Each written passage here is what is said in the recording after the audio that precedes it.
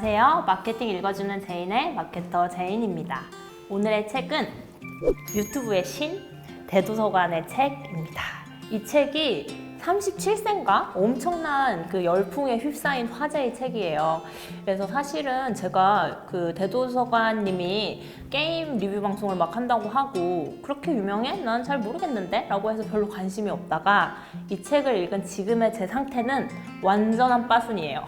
그래서 이번 책은 긴 말 하지 않고 알맹이를 유튜브 대도서관님의 멋짐으로 잡았습니다. 얼마나 멋있는지 하나하나 설명드릴게요. 첫 번째 멋짐은 대도서관이라는 이름이에요.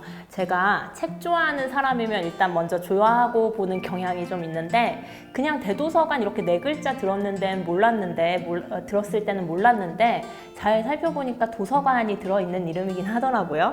이게 뭐냐면 2010년 가을에 다음 TV팟의 첫 방송을 하시던 당시에 닉네임이 잘 안 떠올라서 막 고민을 하다가 갑자기 문명 V에 등장하는 불가사의 건축물 알렉산드리아 도서관의 애칭인 대도서관으로 해야 되겠다라고 생각하고 물음을 탁 쳤다고 하는 그 이야기가 책의 아주 첫 번째 초반에 나옵니다. 그래서 책을 펼치고 긴가민가 하면서 읽기 시작하다가 확 반했어요. 거기가 제 반함의 시작이었던 것 같아요. 여는 말에도 멋있음이 이제 등장하는데 작은 재능이 만든 대도서관, 큰 도서관이라는 얘기를 하시거든요. 그리고 이 문장이 진짜 너무 멋있습니다.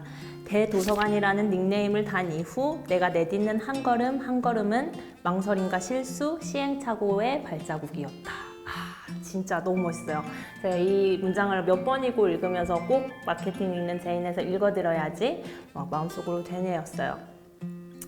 이게 그 알렉산드리아 도서관 얘기를 좀 해드리면 의미를 찾는 게 이름에서는 되게 중요하잖아요. 저는 제인이라는 이름을 쓰고 있는데 제인은 제인에어에서 왔습니다. 게임에서 대도서관을 지으면 과학기술을 공짜로 얻을 수 있기 때문에 플레이어라면 누구나 지으려고 하는 건축물이라고 해요. 그러니까 이게 얼마나 사람들이 동경하는 이름이 될 수 있었는지 그 의미를 내포하고 있다고 생각하게 되고요. 책 좋아하는 저 그리고 마케팅 읽어주는 제인을 듣고 계신 여러분들과 얼마나 찰떡 이름인지 알 수 있어요. 이게 근데 좋기만 한 이름이라고 하기에는 책의 뒷부분인 238페이지쯤 가면 해외 시청자를 고려했을 때 좀 아쉬운 부분이 있다라는 언급을 하시는데요. 왜냐하면 방탄소년단도 BTS라는 영어 이름을 가지게 되었고 대도서관을 그러면 어떻게 해야 되지 생각했을 때 방탄소년단 따라서 DDSK 할 수도 없고 그냥 거기까지만 나와 있어요. 대도서관님이 해외에서 활동하실 때 어떤 이름으로 불리우시게 될지 기대되는 바예요. 두 번째 멋짐은 그의 수익입니다. 얼마나 멋있는 수익의 숫자를 가지고 계신지 모르는데 월급의 10%로 시작해서 지금은 월 1억 이상을 버는 크리에이터로 1년이 아니고 월에 1억을 버는 크리에이터로 성장하셨죠. 그 현재 유튜브 광고 수익이 한 달에 4천만 원 정도 나온다고 하시고요. 외부 광고를 포함하면 그 4천만 원보다 2배에서 4배 정도 더 많이 벌고 계신다고 해요. 그러니까 기본적으로 약 1억 이렇게 추정해 볼 수 있고 연봉 10억 정도 생각해 볼 수 있겠네요. 언론 공개를 처음 얼굴을 내밀고 하셨던 게 2013년 강용석의 고소한 식구라는 프로그램이었는데 출연 당시에 이제 처음으로 수익을 공개하셨다고 해요. 그리고 지금도 수익 너 요새 얼마 버냐? 라고 물어보는 수익 공개 질문에 거침없이 답변을 하시는데 그 이유가 진짜 멋있어요. 왜 그러냐면 별풍선 수익에 의존하지 않고 1년에 억대 광고 수익을 올린다는 사실을 1인 크리에이터의 대표 선수로서 좀 알리고 싶었다라는 게 굉장히 강한 메시지인데요. 그 2013년 그 당시만 해도 미국에서 스모시라는 개그 콤비가 2005년부터 유튜브로 총 180억 원에 달하는 수익을 올렸고 우리나라에서는 별풍선이 인터넷 방송의 유일한 수입원으로 알려져 있었다고 해요. 그러니까 당시에 공개한 금액이 1,300만 원 월 수익을 올리고 있다고 해서 그 대도서관이 굉장히 주목을 많이 받고 그 공개한 월에는 2천만 원까지 수익이 올라왔었다고 하는데 어마어마한 파급력을 가진 숫자라고 많이 할 수 없겠습니다. 이 대도서관님은 인터넷 방송이 별풍선 수익을 위한 자극적인 방송의 VJ들의 활동 무대만이 되어서는 안 된다고 생각하신대요. 그래서 언젠가 개인 수익 모델 도입과 함께 광고 수익으로 돈을 벌 수 있을 거라고 생각을 했고, 처음에 시작은 내가 진짜 그 광고 수익이 오는 그 시대에 돈 벌 수 있는 사람이 돈 버는 크리에이터가 될 수 있을까? 라는 생각으로 시도했었던 게 수익 모델 구조가 전혀 마련되어 있지 않은 다음 TV팟에 들어가서 본방송 최대 인원이었던 1,000명 한번 찍어보자 라고 생각하셨고 찍으셨대요. 근데 그 방송을 할 때 욕설이나 비방이 전혀 없이 되게 착한 1인 미디어 이미지를 개선하는 방송으로 소문이 났고, 지금도 여전히 유교방송이라는 타이틀, 별명을 달고 다니신다고 합니다. 이렇게 다음 TV팟에서 1,000명을 모으고 수익 모델이 좀 만들어져 있는 별풍선 주는 아프리카 TV로 옮겨보셨는데, 그때에도 아프리카 TV에서 돈 벌려면 이렇게 해야 되지 라고 하는 공식의 4가지 사안을 모두 다 깨뜨리면서 하나도 하지 않으셨다고 해요. 그 4가지가 뭐냐면 자극적인 콘텐츠, 그러니까 시청자들이 너 별풍선 얼마 줄 테니까 뭐 해봐 이렇게 시키는 자극적인 콘텐츠, 채팅창 매니저, 이런 얘기하는 사람 나가세요 라고 되게 엄격하게 채팅창을 관리하는 매니저, 별풍선 리액션, 다른 BJ랑 합동방송 이런 것들 전혀 하지 않고 성공 조건을 무시하고 유교 방송을 계속 하셨다고 하는데, 그래서 그런지 첫날 시청자는 다음 TV팟에서 인기몰이를 하면서 본방송 1,000명을 계속 유지했던 것과 다르게 시청자가 350명이었다고 해요. 근데 포기하지 않고 좀 배를 굶주리더라도 계속했고, 2달 지나고는 베스트 VJ가 선정돼서 1만 명이 동시 접속하기도 하는 아프리카 TV의 BJ로 활동하셨다고도 합니다. 그래서 지금 우리가 알고 있는 이 대도서관의 이미지가 만들어지기 시작했었던 것 같은데요. 이렇게 멋있는 말씀을 하세요. 정말 중요한 것은 경제력이 아니고 영향력이다. 진짜 멋있어요. 어떻게 내 분야를 지킬 것인가를 더 고민하고 어떻게 내 분야의 판을 키울 것인가를 고민하는 것이 크리에이터의 사명인 것처럼 활동하시고 말씀하시고 책도 쓰셨어요. 3번째의 멋짐은 통찰력인데요. 통찰력이라는 단어를 제가 책을 다 덮고 나서 딱 느꼈어요. 이분은 진짜 통찰력이 있는 사람이다 라는 생각을 했고, 그 통찰력을 엿볼 수 있는 몇 개의 문장들을 소개해 드리도록 하겠습니다. 첫 번째 문장은 결국 좋은 영상을 만들어야 돈도 번다 인데요. 이게 참 아무것도 아닌 말인 것 같지만 너무 몸소 실천하고 계신 분이기 때문에 되게 마음으로 느껴지는 좋은 문장인 것 같아요. 그러니까 2018년 올해 1월부터 이제 기준이 바뀌어서 유튜브에서는 지난 12개월 동안 시청 시간이 4,000시간, 구독자 1,000명 이상을 충족하면 수익을 창출할 수 있게끔 만들어주고 있죠. 그래서 좋은 동영상이 고수익을 올리는 구조를 만들어야 유튜브도 1인 크리에이터도 상생이 가능하다라는 생각을 가지고 활동을 하신다고 합니다.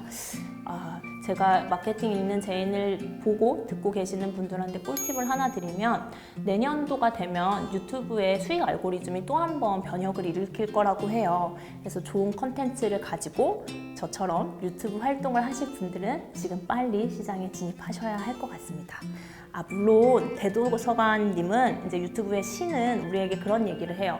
유튜브에 이제 들어오는 것에 있어서 늦음이란 없다. 그냥 지금 바로 시작하면 그때부터 성과를 만들어 나갈 수 있다. 이런 얘기를 해주시는데, 그 얘기부터 좀 해볼게요. 특정 컨텐츠를 일주일에 2-3회, 1-2년간 꾸준히 업로드하면 성공한다 라는 문장을 얘기해 주세요. 이것도 그래 일주일에 뭐 2-3개 올리고 내가 1-2년 동안 하면 될 수 있겠지 라고 생각할 수 있지만, 유튜브의 신이 말하기 때문에 좀 다르게 느껴지죠?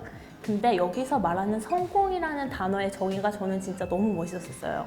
뭐냐면 성공이란 타인의 인정, 크리에이터로서의 성취감, 새로운 기회, 금전적 보상. 금전적 보상은 100만 원 이상은 기대에 봄직하다라고 가로 열고 조그맣게 표시해 주셨습니다. 그러니까 유튜브의 신이 정의하는 성공은 비단 월에 1억 벌고 이런 게 아니고 정말 성취감, 소통 그런 것들에 좀 표준을 두고 계신 것 같아요. 그리고 계속해서 말씀하세요. 가장 중요한 건 꾸준함과 성실함이라고. 그리고 이제 덮어놓고 얘기해서 성공 비결 같은 거 따지지 말고 그냥 1년만 해봐라 라는 얘기를 되게 많이 하세요.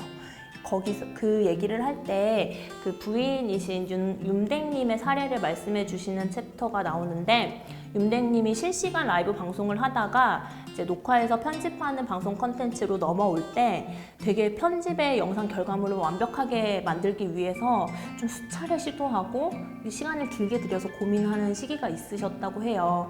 근데 이제 유튜브의 신대도서관님이 말씀하시는 건 그럴 필요 없다. 그냥 시작해봐라. 오른발을 내딛으면 그 다음에 왼발 내딛고 그렇게 한 발씩 나가면 된다라는 얘기를 하십니다. 꾸준함과 성실함으로 마케팅 있는 제인도 1년 52주 52권을 열심히 잘 읽어보도록 하겠습니다. 그리고 콘텐츠 기획력이란 기발한 아이디어가 아니라 뚜렷한 정체성이다 라는 그 인사이트를 주시는데요.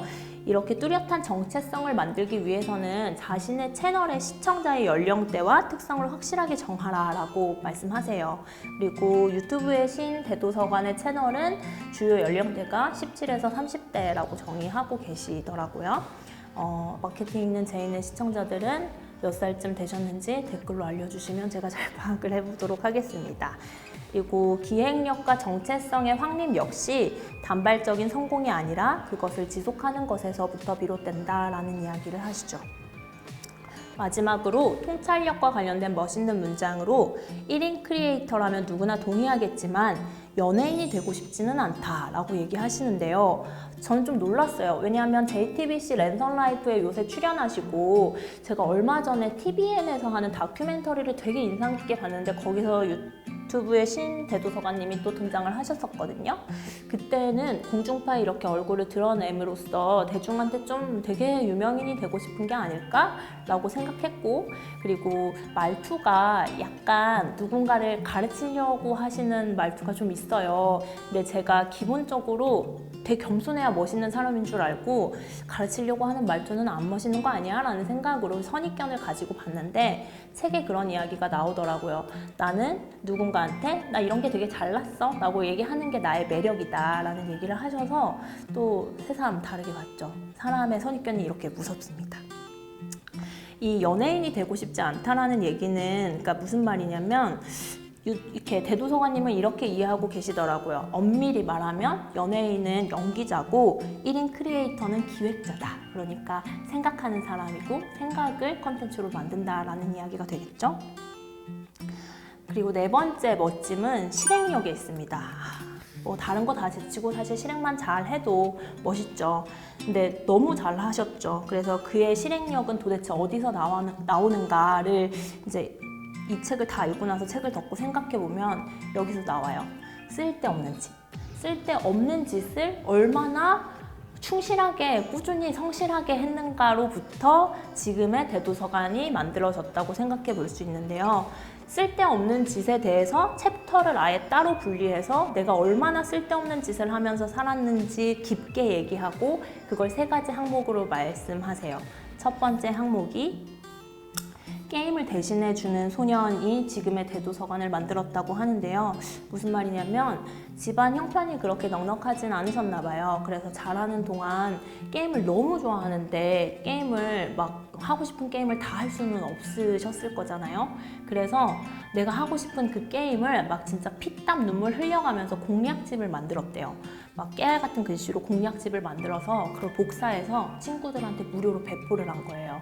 그럼 친구들은 공부 잘하는 애의 오답노트 발견한 것처럼 게임 잘하고 싶은 애들이 이제 이 무료 공략집을 보고 야 동현아 나 이 게임 좀 뭐 어디 깨보고 싶은데 어떻게 해야 되냐 라고 찾아오기 시작했고 되게 한순간에 유명세를 타서 게임 잘하고 싶은 친구들이 이제 대도서관에 어릴 때 나동현님한테 몰린 거죠. 그래서 게임 하고 싶었던 소년을 식사 대접해가며 하고 싶은 게임을 하게 만들어줬었대요. 그렇게 쓸데없는 짓을 했던 게 게임 방송하는 BJ 대도서관의 시초가 아니었나 라는 얘기를 하십니다. 두 번째는 하루에 비디오 서너 편씩 보던 백수생활이라고 얘기하시는데요. 저도 영화를 좋아해서 한때 예술영화 막 쫓아다니면서 열심히 좀 봤다고 자부하고 했었는데 하루에 서너 편은 진짜 대단한 것 같아요. 서너 편이 말이 쉽지 2시간 보고 쉬고 2시간 보고 쉬고 하면 진짜 한나절 금방 갈 텐데 그것을 아주 오랜 기간 동안 수천 영화를 보면서 이제 계속 지속하셨던 쓸데없는 기간이 있다라는 거죠. 그 쓸데없는 기간을 하는 동안 누가 옆에서 뭐라 안 했던 게 아니고 어머니가 엄청나게 꾸지람을 하셨대요. 근데 정작 본인은 그렇게 조급하지 않으셨나 봐요. 그냥 영화가 너무 재밌었고 그 영화를 잘 보기 위해서 시간을 보냈고 처음에는 막 그 스토리 따라가느라고 급급했다가 나중에는 카메라 앵글, 화면 구성, 배우의 연기, 조명, 장면 전환, 플롯 등이 눈에 들어오기 시작하면서 이렇게 생각하기 시작했대요. 나라면 저렇게 찍었을 텐데, 나라면 저렇게 연기했을 텐데, 나라면 화면 전환을 이렇게 했을 텐데 거의 감독의 마음이 돼서 영화를 보는 관람자가 되었고 이것이 지금 대도서관의 기획력을 만들어준 기본기가 되지 않았나라고 쓸데없는지 두 번째로 꼽으셨습니다. 세 번째는 세이클럽 성시경이라고 불리우던 시절이 있었대요. 영화를 보던 때가 아마 군대 가기 전이신 것 같고 저희 군대 갔다 와서 막 되게 멀쩡하게 살았냐라고 하면 그거 아니고 세이클럽 성시경 활동을 좀 하셨다고 하는데 그 라디오 PD가 되고 싶다라고 얘기를 했었대요. 근데 막 지금 책에서 난 정말 라디오 PD가 되고 싶어요 이렇게 회상하시는 게 아니고 당시에는 그게 좀 멋져 보였던 것 같아요. 그래서 라디오 PD가 되고 싶다고 이야기하곤 했죠 라는 톤으로 말씀을 하시는데 이 군대 갔다 오고 세이클럽 라디오 방송이 한참 주가를 올리던 때에 진짜 라디오 PD가 된 것처럼 세이클럽 라디오 방송을 운영하셨고 일반인이 라디오를 진행한다는 거에 대해서 청취자가 좀 흥미로워해서 또 여러 청취자들이 몰리면서 라디오 방송을 하셨나 봐요. 그때 대도서관이 자신의 기질을 발견한 건 뭐냐면 실시간 소통이 얼마나 신나고 짜릿한지 모르겠구나 이거를 발견하셨대요. 이렇게 세 가지의 쓸데없는 짓이 지금 실시간으로 그 누구보다 활달하게 소통하고 게임 방송 BJ로 그 누구보다 이름을 날리고 기획자로서 이렇게 멋있는 책까지 쓰신 대도서관님을 만들지 않았나 생각합니다. 그래서 대도서관의 책에는 좋아하는 일과 잘하는 것을 매칭시키는 덕업일치를 어떻게 할 것인가에 대한 이야기가 아주 중요한 화두가 돼요. 내가 좋아하는 일과 잘하는 일을 합쳐서 만들 수 있는 표를 제공하기도 하는데요. 100페이지의 빈 공간으로 나오니 책을 보시는 독자분들이 잘 채워보시면 좋을 것 같아요. 제가 꼽은 마지막 멋짐을 말씀드릴게요. 이건 너무 멋있어서 그냥 분리 안 해도 되는데 사실 그냥 제 마음을 표현하고 싶어서 마지막 멋짐으로 빼봤습니다. 이 시대가 낳은 스타가 이 대도서관을 표현하는 마지막 멋짐의 문장이 되지 않을까 싶은데 무슨 말이냐면 대도서관님이 이런 인사이트를 우리한테 주세요. 현대인들은 혼자 있지만 연결되어 있음을 느끼고 싶어서 SNS 소통을 한다. 그래서 1인 크리에이터가 떴다. 맞는 것 같아요. 저도 SNS 할 때 사실 혼자 여행하는 것도 되게 좋아하고 혼자 어디 가서 뭐 차 마시고 책방 가고 책 읽고 이런 거 되게 좋아하는데 꼭 안 해도 될 그 소통을 하거든요.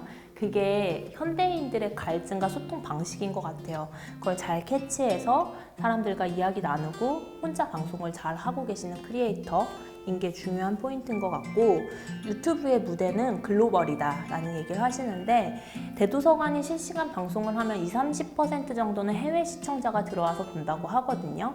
그러니까 우리가 유튜브라는 무대에 오를 때 그냥 우리 동네 사람들이 보겠지가 아니고 지구 저 끝에 있는 누군가도 나를 볼 수 있다는 생각으로 무대에 오르면 조금 다른 마음을 가질 수 있지 않을까 싶습니다.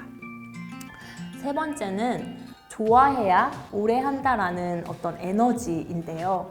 끊임없이 말씀하세요. 나는 이 1인 크리에이터란 직업이 너무너무 좋고 너무 재밌고 그래서 오래오래 하고 싶다라는 얘기를 하거든요. 그 에너지의 원천이 참 좋아하는 것에서 나온다라는 것이 참 멋진 일인 것 같아요. 제가 되게 오랫동안 저를 표현할 때 나는 좋아하는 사람이랑 살면서 좋아하는 일을 하고 지낸다라고 하는데 이 찰떡 같은 제 마음을 알아주셔서 아주 행복했습니다. 그럼 알맹이를 쏙쏙 뽑아서 멋짐을 설명드렸으니까 이 책이 왜 특별한 별책인지 말씀드릴게요. 첫 번째로 제가 마케터잖아요. 그리고 유튜브가 워낙 많은 시청자가 몰려있기 때문에 정말 놓칠 수 없는 광고 매체거든요. 크리에이터가 어떻게 광고 상품을 활용하고 있는지 그 인사이트를 주세요. 197페이지에 나오고요. 크리에이터의 파트너인 MCN 기획사, 저도 요새 MCN 기획사들이 워낙 잘 나간다고 해서 관심도 많고 어떤 식으로 비즈니스 운영하고 계신지 기회가 될 때마다 좀 탐색해보고 하는데, 크리에이터는 MCN을 어떤 선택 기준을 가지고 고르는지에 대한 이야기도 해주십니다. 또 동영상 편집을 위한 핵심적인 5가지에 대한 인사이트를 주시는데, 이 편집이라는 게 죽은 기획도 되살리는 편집의 힘이라는 타이틀을 달고 있어요. 그래서 편집의 포인트 5가지도 얻어가실 수 있고, 네 번째로 시청자와 공감하고 친근함으로 다가서는 소통이라는 챕터에서 소통하는 크리에이터가 되기 위한 5가지 꿀팁을 얻어가실 수 있습니다. 5번째로 생방송 운영 노하우 7가지를 제시하시는데요. 생방송을 하는 크리에이터들은 이런 거 진짜 유념해야 되겠다라는 얘기를 아주 낱낱이 풀어주고 계세요.